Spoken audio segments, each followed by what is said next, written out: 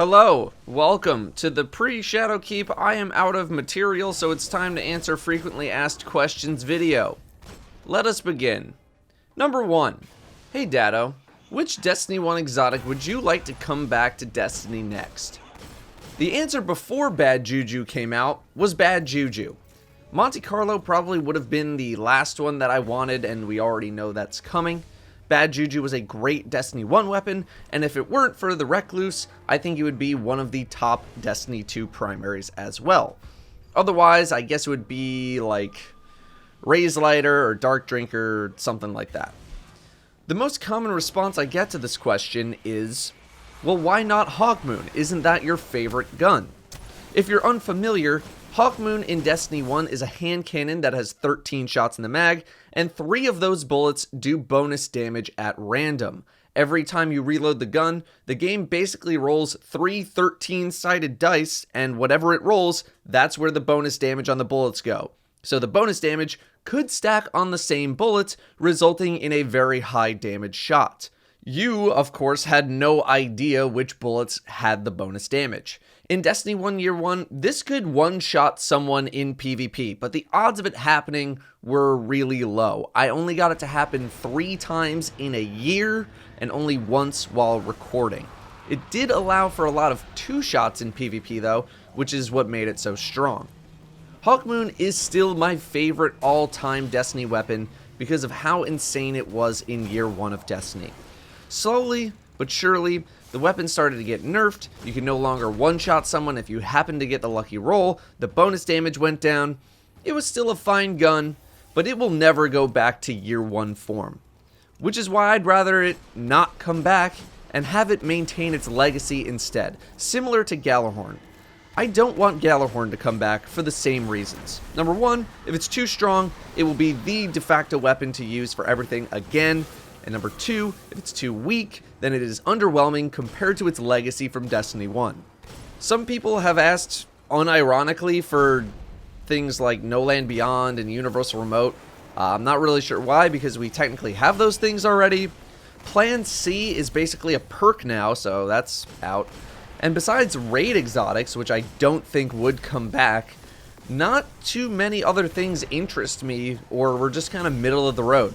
Patience and Time is a fantastically themed exotic that just wasn't very important in the grand scheme of Destiny 1.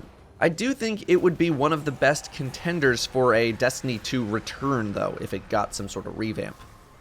Hawkmoon's essence is random bonus damage on shots, which is something that was completely removed from Destiny 2 anyway. I don't think we'll see weapons like Invective or Icebreaker return due to their regenerating ammo, something that royally messed up PvP ammo economy and caused a lot of problems. If Hawkmoon were to return, it couldn't really have its main perk unless Bungie just says screw it and brings it back, which is very unlikely. They would have to make a new perk for it, and at that point, I don't really think it's Hawkmoon anymore. Thorn did get a rework, but the essence of the weapon was kept intact. Other weapons like Crimson and Risk Runner were modeled after Red Death and Zalo Supercell. At least Crimson was anyway. Risk Runner maybe not explicitly so, but they're similar enough that the comparison could be made. This is a lot of talking for the gun probably won't be as good as it was in the past, so I'd rather it have a good legacy as opposed to it coming back not as good as it used to be, or have it be too good and thus become a problem and hated. Number 2. Hey Datto, is there anything left of D1 that you'd like to see back in Destiny 2? Yes. I would like to see strike scoring make a return. Nightfall scoring exists, I know. I'm talking regular strikes. I know the impact that it would have on the game is basically nothing, at least if it was just brought back as is, but going for high scores and trying to maximize the medals you earned was a fun way to kill time for me during the end of Destiny 1 as we moved into Destiny 2. It plays differently to Nightfall scoring currently does.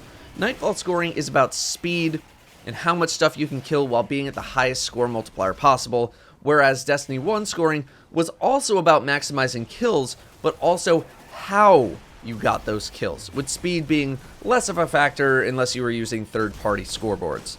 You got medals based on how you got kills, like killing sprees with certain weapon types, rotating through all of your weapons, fire team, rapid kills, and all those medals rewarded points that contributed to your score.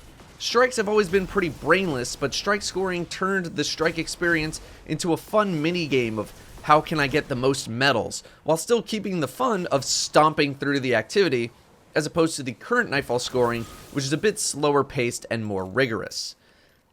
I'm still hoping for scoring leaderboards one day. One day in the future. Maybe. Number 3. Hey Datto, where are all the raid challenges nowadays? You used to do them so often in Destiny 1. I feel like I've answered this question in the past, but I don't remember when, so I'm just going to do it again. Yeah, so I started the challenge modes more heavily during the Crota days. That was the golden age of raid challenges on the channel. Crota was just so pathetic that basically anything worked. So it allowed for a lot of freedom with challenges. Shotgun only, Kvastov, no guns, no land beyond, blindfolded, all that stuff. Skolas also allowed for some freedom since there was no enrage timer, Necrochasm only, shoulder charge only. Then we got into King's Fall and we did some stuff like War Priest, swords only, Queen Breakers versus Golgoroth, sidearms, no land, last word versus Golgoroth. Wow, we actually did a lot of Golgoroth challenges. Okay, I didn't think we did that many. Anyway, Wrath of the Machine didn't really have too many challenges, and from then on I slowed down the challenge modes. To me, they just kind of got too samey. I didn't think killing a new boss with the same guns or challenge conditions was very exciting to do. Not to mention that in Destiny 2, the weapon system changed drastically, which put up limitations that I didn't used to have. Bosses also started becoming more resilient, where you couldn't really pull off the same kind of things as the Crota days, and the process to get to boss damage phases got more intricate and elaborate. In Destiny 2, challenges slowed down a lot on the channel, and community challenges shifted more towards 2- and 3-man raid completions with some solos in there too, flawless and all that. The issue with those challenges, for me, is that oftentimes a lot of those are being done in the first couple of days after a raid has been beaten, which is ridiculous in and of itself, but that's when they're being done. If not that, then these challenges take hours upon hours of practice to do. I'm usually working on raid guides during the first week of a raid release, so once a challenge like 2-man has been done, interest is minimal at best, and usually that's when those happen, is in the first week. I spent about 30 to 35 hours working on an Axis solo kill in Wrath of the Machine, but because it had been done already, viewership on that video was not great. I did 2-man Argos and 2-man Insurrection Prime, but we did it weeks after the first ones had been done, so again, viewership was bad. I tried doing high-score Nightfall runs, which I did actually like doing, but viewership was bad, and Nightfall high-score runs started to become even less meaningful than they already weren't as time went on. But it's not completely about viewership, it's not completely business-oriented, it's also about time, personnel, and interest. Crota was a long time ago, a time where I had a lot of spare time on my hands, along with a group of people who didn't mind doing those challenges with me, although a lot of the challenges that I did were designed to be completed in an hour or two. Nowadays, I have a lot more going on in my life where I simply don't have the time to grind out challenges that require hours and hours of practice. I don't have the interest in doing them as much. I don't know how many times a Rat King raid is exciting. I recorded one for Crown of Sorrow. I never uploaded it because it just wasn't that exciting. I don't know how many times it's exciting to watch Hipfire Last Word boss kills. You know what I mean? It just feels like too much of the same, and those older challenges like this gun only or green weapons only don't feel as impressive of a feat compared to the current Destiny 2 challenges that I see the community doing. Solo this, solo that, flawless 2-man this, or whatever else. And I feel like if it doesn't take hours and hours of practice to do, then who is going to be interested in watching it? So, I don't have the time, I only have some interest, not sure I have the people for it, I don't think the challenges I used to do would be as impressive to watch anymore, and I don't think the community has the interest in watching those sort of old school challenges or whatever. But feel free to prove me wrong on that last one.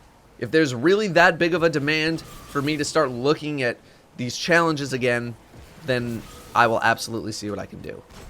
Number 4, last question. Not a Destiny 1 question. Can someone fill me in on the whole cosplay situation with Datto and why he dresses up the way that he does? Or, why did you do the 2B cosplay? Or any other cosplay that I've done? Yeah, so I get this one a lot, unsurprisingly, because it's a little weird. This one is more for my Twitch audience, but I'm sure people here have some questions via clips that you've seen from stream highlights. Here's the deal with that. If you're familiar with professional League of Legends, you may be familiar with a player named Sneaky. He plays on C9, he's been there forever. Anyway, for one of his streams a while ago, he said he would do a cosplay of a girl character if he hit some sub goal or whatever the goal was. He hit the goal, he did the cosplay, and then he kept doing more of them and still does them pretty frequently. I saw that first cosplay and I thought, that looks interesting and fun. I haven't cosplayed in a very long time. I want to try that. And then I did. And that's it. That's the whole thing. I did 2B from Nier Automata for my first cosplay, and I've done KDA Akali from League and Mad Moxie from Borderlands since then. Part of it is that I think it's hilarious when people realize that I am indeed a man. It's pretty obvious up close, since I have such a massive man chin. But from behind, far away, or if you're just not paying attention, it's not as noticeable. Some people think it's hilarious when they find out that I'm a dude. Some people get very weirded out. I'll take either reaction. But as a result of these cosplays, I've gotten some sub-questions, which I'll answer right now. I am not transgender, I am not bisexual, I'm not gay, or any other part of the alphabet. I'm a straight man. I just find doing the cosplays fun and learning about how the other side operates to a degree. It's been interesting to learn about makeup and stuff, that's for sure. Mainly how expensive it is. I don't know how girls have money. It's definitely given me a greater appreciation for what girls go through with anything makeup related. I've also had a small handful of people, maybe like 4 or 5, come to me and say that me doing the cosplays has helped them or their friends with whatever gender identity issues that they've been having. Like a, if Datto can do it, why the hell can't I kind of situation. So if doing that helps some people out too, then great. I am comfortable enough in my masculinity that I don't really care about dressing up for cosplay or putting on makeup or whatever. It's a new hobby for me, and I've forgotten what it's like to have a hobby that isn't directly tied to my job. Turns out hobbies are fun. I don't really plan on doing any cosplay-specific content besides that one video from last year, and then maybe some tweets, stream highlight clips, and Instagram pictures every 3 to 4 months. That's about it. That's the Q&A. It's brief, but I've been getting those Destiny 1 questions a lot and figured it was time to just post about it while we're waiting for Shadowkeep. Thanks for watching. I'll see you next time.